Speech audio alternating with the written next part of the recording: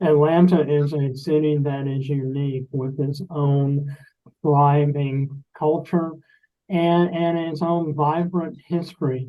With so many people who live in Atlanta today who may not be from here, as an Atlanta native myself, I always like to share interesting tidbits and facts and figures about my hometown with folks. But we are joined on this edition of ATLVault here on Atlanta News First, both in our video presentation and our audio podcast. We're joined by Paige Watts. She is a first-time author, but a veteran Atlanta writer, and travel blogger who has written a new book that is now available from Reedy Press, Reedy, Reedy Press, called What's with Atlanta. And Paige, I was perusing some of the pages of the book before we came online this morning. First of all, tell us how the book came about and why you wanted to write it. So I've been writing about Atlanta a lot since I moved here. I have a travel blog and focuses a lot on Southern travel in Atlanta. Um, and I just wanted to do something a little bit more in depth and long form. And I found Reedy Press has a bunch of these nice local interest titles.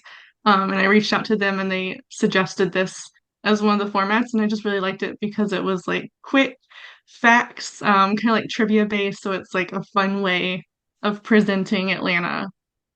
Now, how long have you lived here? I've lived here since 2016. But you're not from here. You were born elsewhere, right? Yeah, I was born in Huntsville, Alabama, but my dad's family is from Atlanta, so we've like come to Atlanta a couple of times a year, so I was already really familiar with it when I had family in the area, so it was an easy move. What were some of your earlier memories of Atlanta? Mostly we visited my grandparents, and I remember actually like coming through after the tornado hit downtown Atlanta and seeing like all the windows out of like the Peachtree Plaza. Um, yeah. We've done a number of podcasts and articles on Atlanta history for ATL Vault. And our initial broadcast was back in January. This was, I believe, 175 years since Atlanta's first mayoral election, and we talked about the unique candidates and political parties. Just as a travel writer and an author now, talk to us a little bit about the more interesting tidbits of Atlanta's history, such as its founding, what it was originally called, and how in the world we wound up with so many streets that begin with the word Peachtree. Talk to us a little bit about that. Yeah, well, Atlanta was founded as a railroad hub, so it was originally called Terminus, as it was the end of the railway lines. And then the name changed to uh, be for the mayor's daughter, and then that just also like happened to be similar to the Atlantic railway line, and they changed it to Atlanta, so it's like you get a little bit of both the mayor's daughter's name and the railway lines in there. Um, and then as for all the Peachtree, the names, all the Peachtree roads. So I that we don't really know where it came from, but the idea is that it was a mistranslation of a Native American word that actually meant pitch tree or like pine tree, and just either the southern accent or a mistranslation just turned into peach, and now we've got peaches everywhere. Yeah, did your research show how many roads there are in Yes. Atlanta with Peachtree? I think it's at like 71. It's a lot of roads. More than 70 land. Yeah. You also wrote about some of the more interesting buildings in the downtown area. Can you talk to us a little bit about the very famous Flatiron Building right in the heart Yeah. of town, right near Five Points, I believe? Yeah, that Flatiron building actually is it predates the famous Flatiron building in New York City.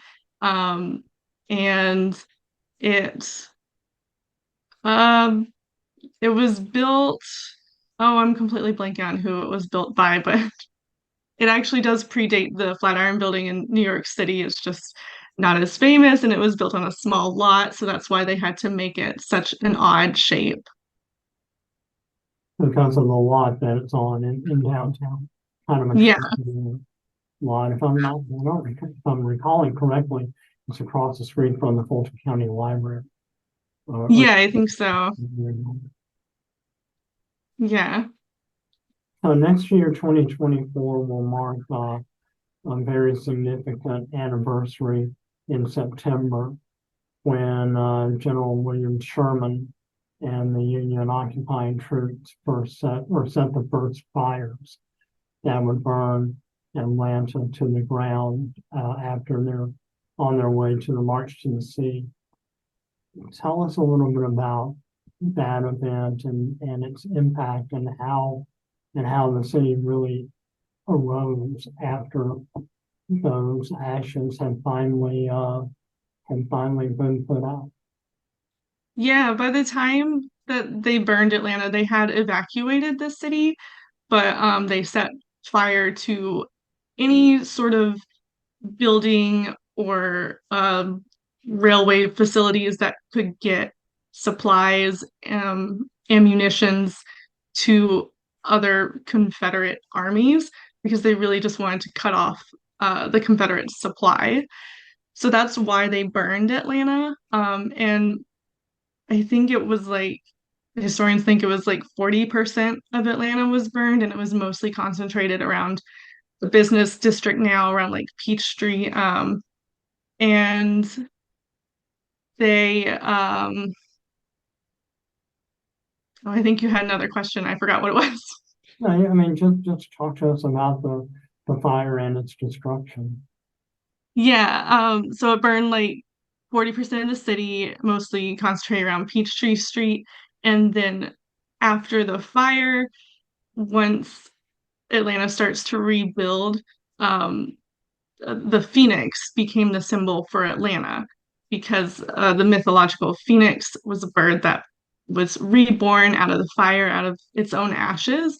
And that's really what the people of Atlanta wanted to see signify the city is that they could rebuild out of their own ashes as well. What were some of the more significant events after the Civil War that really set Atlanta apart? I know in 1895 there was the Cotton States exhibition where Booker T. Washington made a very famous address that really outlined his vision for the New South.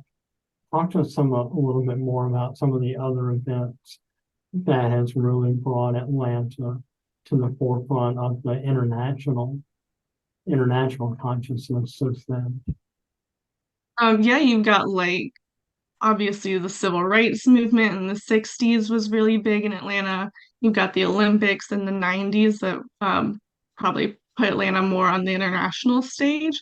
Um, I think it's also really interesting after the Civil War that Atlanta became a huge hub of universities and higher educational learning institutions. And there's just so many colleges and universities in Atlanta. There's some of the first historically Black colleges in the South to open up and to like actually provide degrees for African Americans in the South.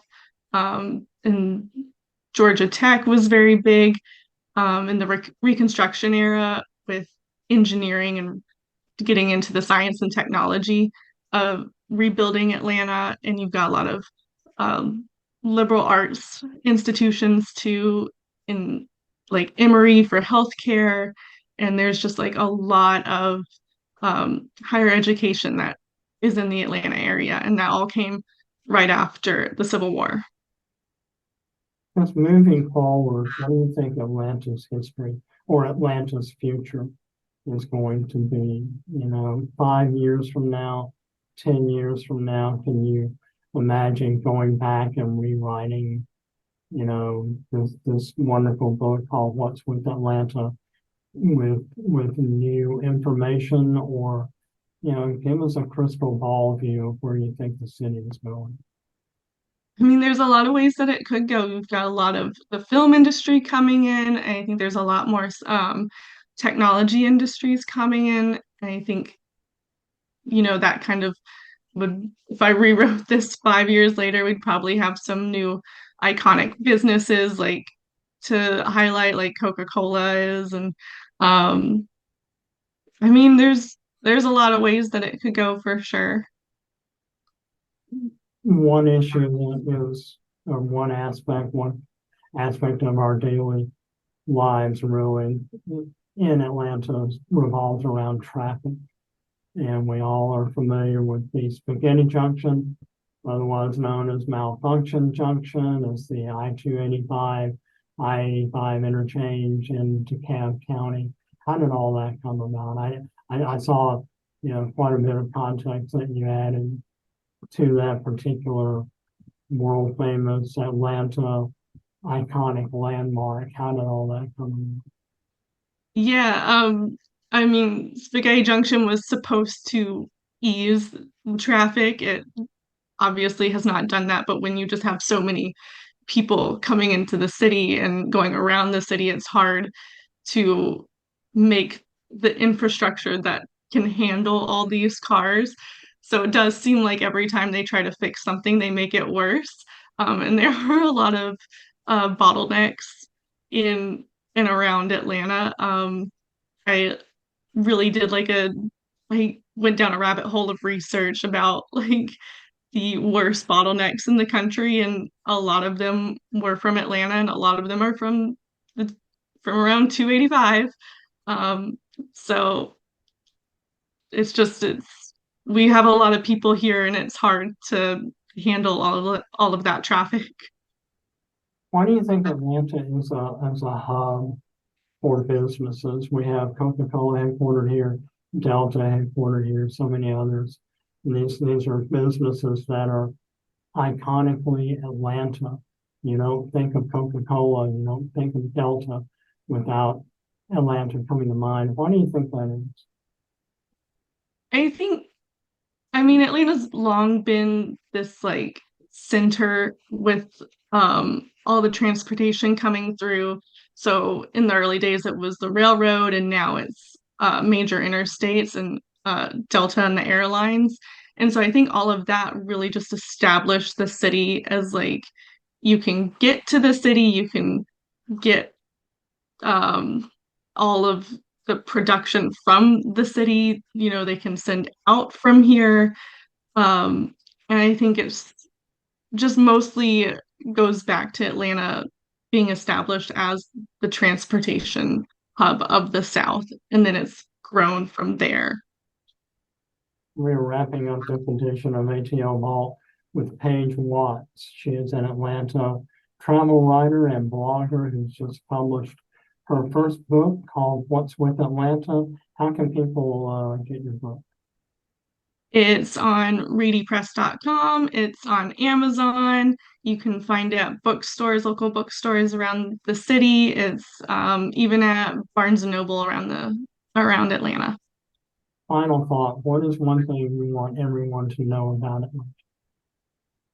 I just want everyone to love Atlanta as much as I do. There's so much interesting stuff to find here, and from the history to the arts to the fun things to do. I think Atlanta is just a really fun place to live and to visit, and I just want everyone to enjoy it as much as I do. And so do we here at Atlanta News First and ATLVault. Thanks to Paige Watts, author of What's with Atlanta. And thanks all of you for watching and listening to this edition of ATLVault. on Atlanta News First.